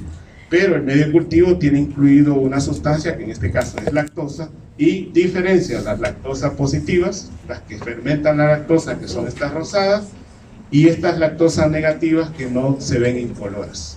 Entonces, los patógenos principales intestinales del humano son lactosa negativa. Entonces no fermentan la lactosa, eso lo van a conocer por poco. Entonces ven que todo eso ayuda en microbiología para tener una idea sobre ante qué tipo de microorganismos estamos. Obviamente, después de que imagínense que he hecho un cultivo de un paciente que está con una diarrea por unos 3 a 5 días, una diarrea acuosa, maloliente, al examen de ese solo le sale que tiene glóbulos blancos o algunos macrófagos, muy poquitos, ¿verdad? Leucocitos, ha de ser bacteriano, vamos a un coprocultivo, así se llama el cultivo de las heces, y bueno, y se cultivan las heces en medios selectivos y diferenciales porque las bacterias que producen esos cuadros son lactosa negativos, entonces no va a poner un medio enriquecido, ¿va? Porque en un medio enriquecido me va a crecer todo. Aquí entonces, ya cuando me crezca acá, le voy a dar importancia a las lactosas negativas porque Shigella disenteria es una lactosa negativa. Entonces, los medios de cultivo nos ayudan mucho y nos aportan el paso para tratar de aislar ese microorganismo que nosotros queremos. Y acá lo único que falta pues es identificar a la bacteria. La identificación de bacterias se hace por métodos bioquímicos, ¿verdad? Se expone a sustratos, a fermentación de sustratos, utilización de sustancias y de acuerdo pues al patrón que esta bacteria nos da, pues así se identifica la especie. En el laboratorio, que ustedes, en los laboratorios de los hospitales, esto es automatizado, ¿verdad? O ya hay un aparato donde solo meten una suspensión de esta bacteria, la meten al aparato y el aparato les dice qué es lo que es, ¿verdad? Pero antes, cuando yo pasé por eso, pues lo hacíamos manual. Hacíamos una gran cantidad de pruebas bioquímicas para identificar pues a estas bacterias. Bien, ¿cuáles microorganismos o agentes infecciosos estudia microbiología? Pues las bacterias, que son agentes procariotas, es el primer grupo que ustedes van a ver, ¿verdad? Estos organismos se caracterizan porque se reproducen asexualmente, en ellos no existe la reproducción. Bueno, les van a hablar de un tipo de reproducción sexual, pero generalmente se reproducen asexualmente. Y la característica de ellos es que tienen una pared celular bastante gruesa, ¿verdad? Que tiene que ver a veces con la patogenia o con la clasificación de las bacterias. Acuérdense que si ustedes pusieron atención en la de la tinción de Gram, la diferencia entre Gram negativa y Gram positiva, eso se basa en la pared celular, además de tener una membrana citoplasmática, ¿verdad? Hay diferentes formas y tamaños de bacterias, ¿verdad? Esas las van a ir conociendo poco a poco. Asimismo hay diferentes hábitats en las bacterias, pueden habitar pues encontramos bacterias en nuestras conjuntivas, en el intestino, en la mucosa de los órganos genitales, en nuestro sistema, en nuestra boca, en la faringe, ¿verdad? Está lleno en el cerumen, en nuestra piel, en medio, abajo de las uñas, o sea, en la parte expuesta. En todos esos lugares podemos encontrar bacterias.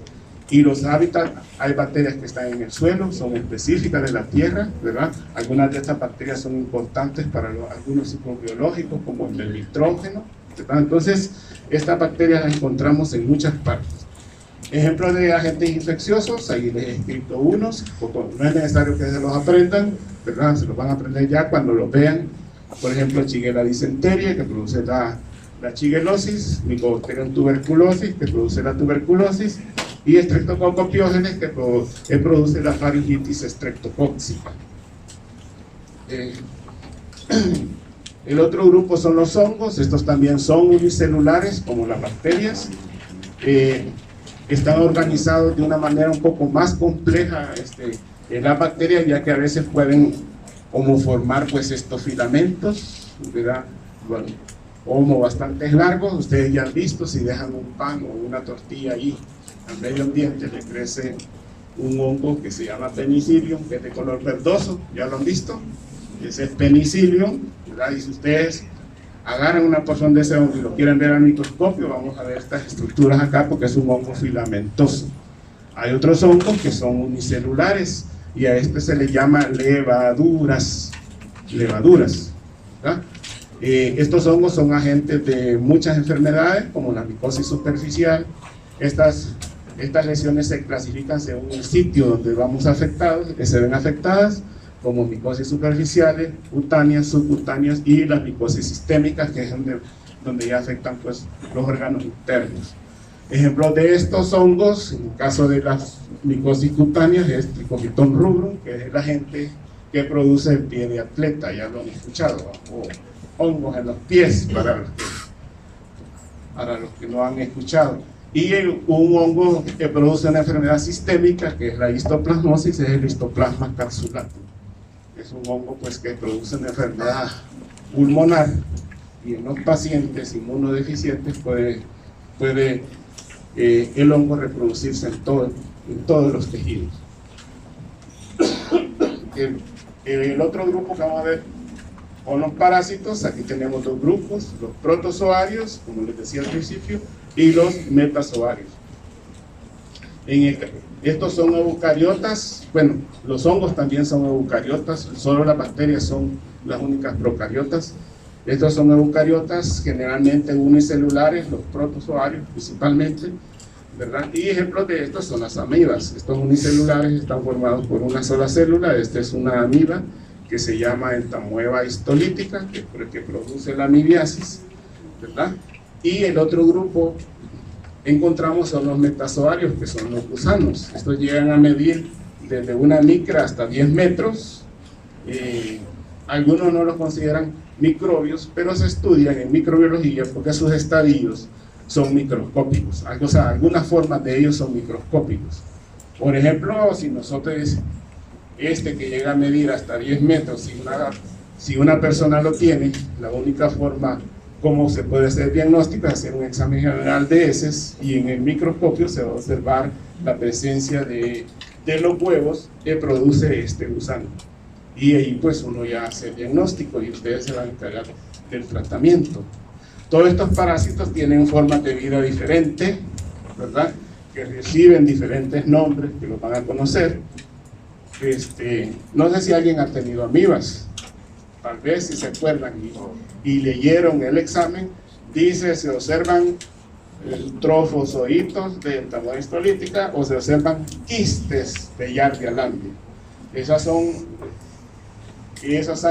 las diferentes formas que estos parásitos pueden tener. Entonces todos esos nombres ustedes los van a ir conociendo poco a poco.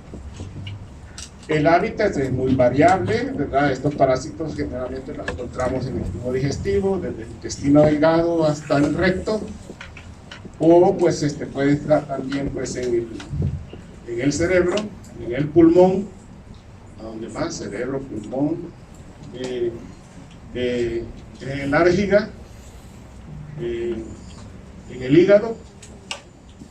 Entonces, en todos esos lugares podemos encontrar los otros parásitos. ¿Por qué les digo esto? Porque cuando ustedes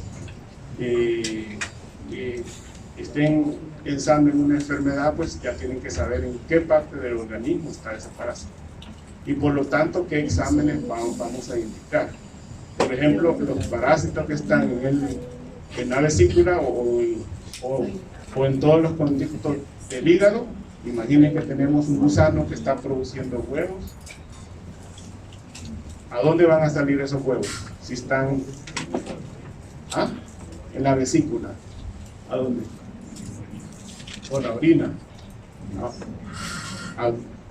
La bilis se acumula en la vesícula y luego ¿de dónde sale? Al intestino delgado. De ahí salen en las heces. Los huevos van a salir en las heces. Ahora, si tenemos un gusano en la vejiga, en la orina. Entonces, hay muchos hábitats de los parásitos, ¿verdad? Que dependiendo del sitio anatómico, así es la muestra que ustedes van a indicar. Si es en el sistema, en el cerebro, pues el líquido cefalorraquídeo, ¿verdad?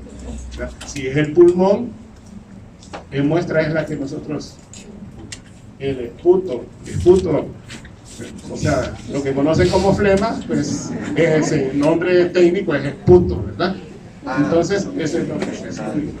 Y así tenemos, pues, entamoebistolítica, Trypanosoma cruzi, es un parásito sanguíneo, o sea que la muestra va a ser sangre, ¿verdad? Entonces, y tenia saginata es un parásito que está en el intestino delgado, es un tipo de tenia, una solitaria, entonces ahí serían las heces. Acuérdense que los pacientes que tienen este tipo de solitarias, normalmente estos pedacitos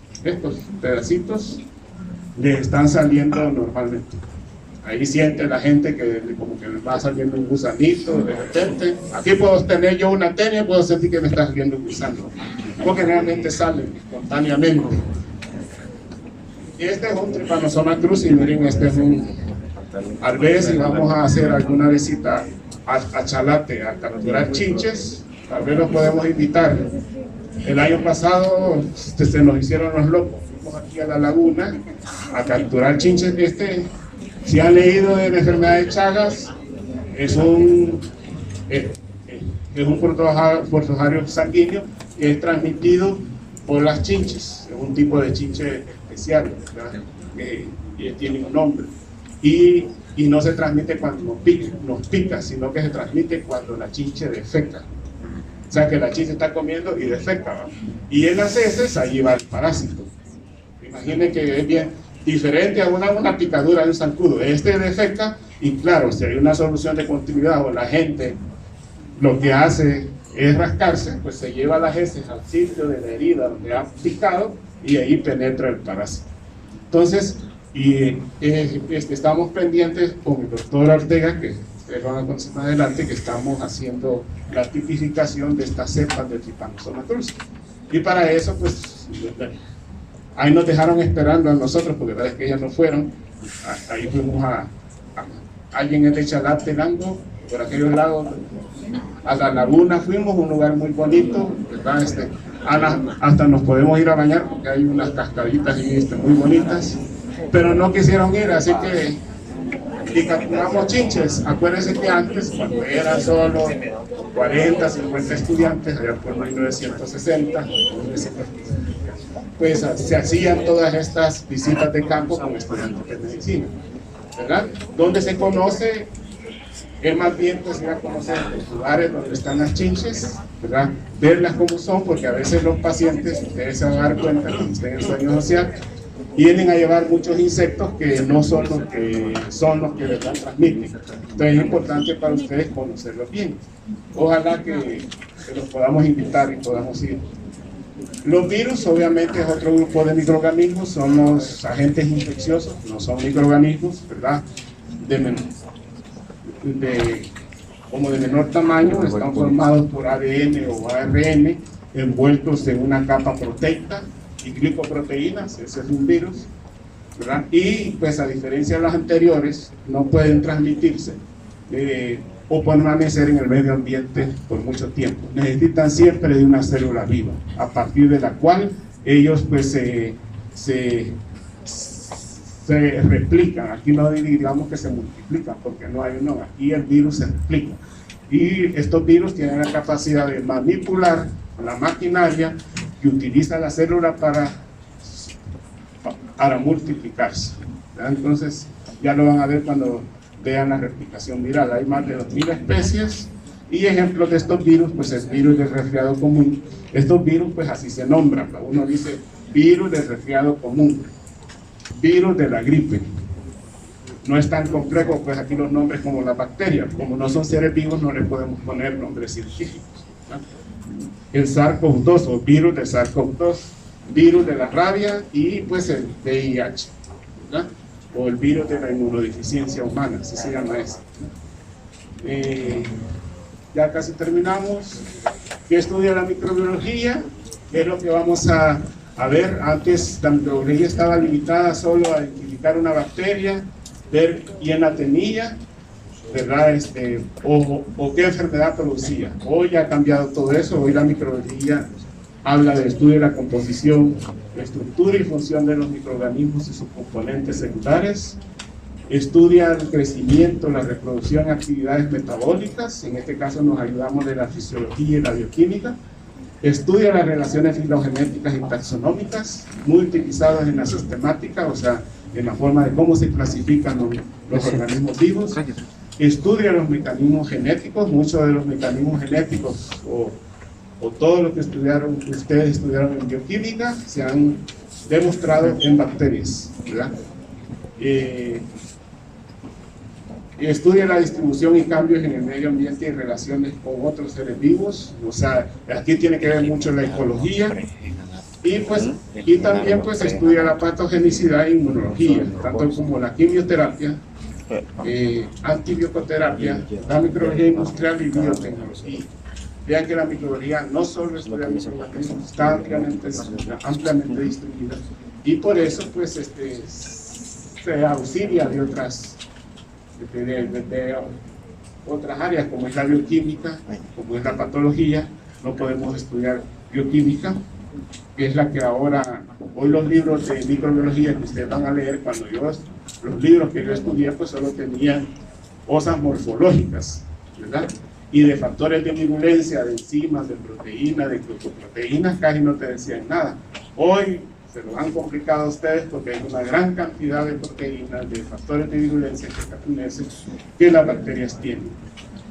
Existen otros tipos de microbiología, pues, de acuerdo a la utilidad que se requiere. Así tenemos la fisiología microbiana, la genética microbiana, y lo que nosotros nos vamos a referir, que es la microbiología médica. O sea, aquellas áreas, ¿verdad? Aquellos microorganismos incluidos que afectan al humano, ya sea bacterias, hongos, los virus, los parásitos, ¿sí? Los protozoarios y pues algunas plantas. Algunas plantas. Existe también una microbiología ambiental, esto lo ven más que todo pues algunos los estudiantes de salud ambiental. Ellos ven mucho esta parte de microbiología ambiental y la microbiología industrial, que es importante, como ustedes saben, que se utilizan para la producción de muchas cosas como la cerveza, el pan, o estudios de fermentación como la leche. Pues bueno, no tuviéramos queso si no tuviéramos bacterias, no tuviéramos cerveza si no existieran los hongos o las levaduras, no tuviéramos pan si no utilizan las levaduras, ¿verdad? Entonces, todo eso es importante en la microbiología. Y obviamente la microbiología de alimentos, donde se estudia mucho pues, la presencia de toxinas que producen algunas bacterias como causa de intoxicaciones alimentarias. Todos nos hemos intoxicado alguna vez, ¿sí? Con comida, comemos algo dulce y a las 8 o 12 horas estamos con vómitos fuertes o con una diarrea fuerte, y era una comida que pues, estaba contaminada. Yo me acuerdo con un congreso de microbiología cuando era estudiante, que fuimos todos, ¿verdad? Las boquitas que daban, que eran unas hamburguesas. A todos nos dio, a todos los que estuvimos aquí, porque eran, o sea, y cabal, y todo estaba relacionado con eso. Acuérdense que los alimentos deben ser conservados adecuadamente, no podemos dejar, por eso las mamás les dicen, metan eso a la refrigeradora, porque en realidad si lo dejan allí al medio ambiente, y si llega alguien que tiene esa bacteria que produce esa toxina, es una toxina, la bacteria comienza a crecer y produce la toxina. Eso no le quita sabor, ¿verdad? Cuando nosotros lo ingerimos la toxina, y a las 4 horas estamos vomitando con una diarrea líquida intensa, ¿verdad? Que nos dura unos 2-3 días y se nos quita, pero pues hay otros tipos de intoxicaciones que son más graves. Pero ustedes, pues entonces hay que tener en mente eso, y eso lo estudian mucho pues, en microbiología de alimentos. Yo creo que aquí está, esto lo hizo Louis Pasteur, ¿y qué significa? Ya. Hablamos mucho de algunos descubrimientos, ¿verdad? Pero pues los descubrimientos no son al azar. O sea, de que Fleming haya detectado que un hongo había crecido alrededor de una colonia de estafilococo,